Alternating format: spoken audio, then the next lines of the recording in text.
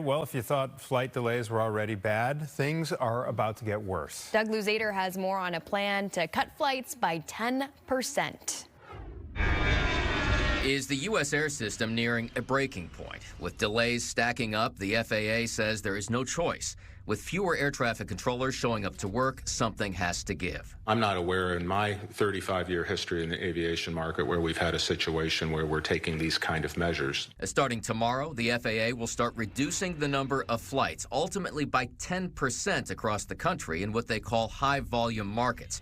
It's a move that could impact thousands of travelers with the holiday season approaching. They learned nothing, apparently, from being shellacked all across the country. Democrats in Congress, though, are riding high after big wins in Tuesday's off-year elections and may be less likely now to agree to reopen the government. And President Trump acknowledged yesterday that the shutdown was a big issue. If you read the pollsters, the shutdown was a big factor, negative for the Republicans. All of this may be dismaying to moderates from both parties on Capitol Hill who thought they were closing in on a deal.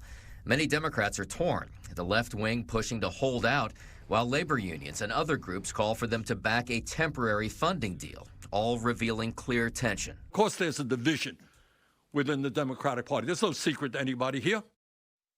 All right, so we're checking in with Doug now. With this shutdown not showing any signs of ending before Thanksgiving, maybe even Christmas at this rate, Doug, I'm wondering what a possible first step could be. Is it a phone call that someone needs to make, the president perhaps? What could end things at this point?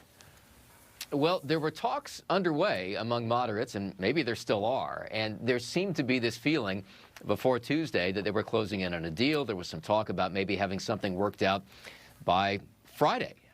Now it's looking more distant, and a lot of this has to do with the results of the election. You know, the party that holds out for something in a shutdown often gets blamed for it. And this, you know, you have Democrats holding out for something that they want, refusing to open the government. But the polls indicate that, in fact, voters seem to be blaming Republicans for this, and Democrats think that was proven as a result of the election. So despite the fact that they're facing pressure from groups that are allies with them, like labor unions, they're intent, it sounds like, on keeping this shut down until they get what they want. You know, Doug, I guess it's safe to assume that both of our airports in Chicago will be maybe two of the airports impacted by these cuts. Have we heard which other ones will be affected? There's a list that's been circulating online. We haven't heard anything official yet. We haven't, from the FAA. That's expected to come out today. I think it is safe to assume that Chicago would be among those affected, and probably here in Washington as well. And as we've talked about before, you know, not the biggest airports in the country here, but the ones that lawmakers use are here, and that can add some more pressure. Oh, you're right.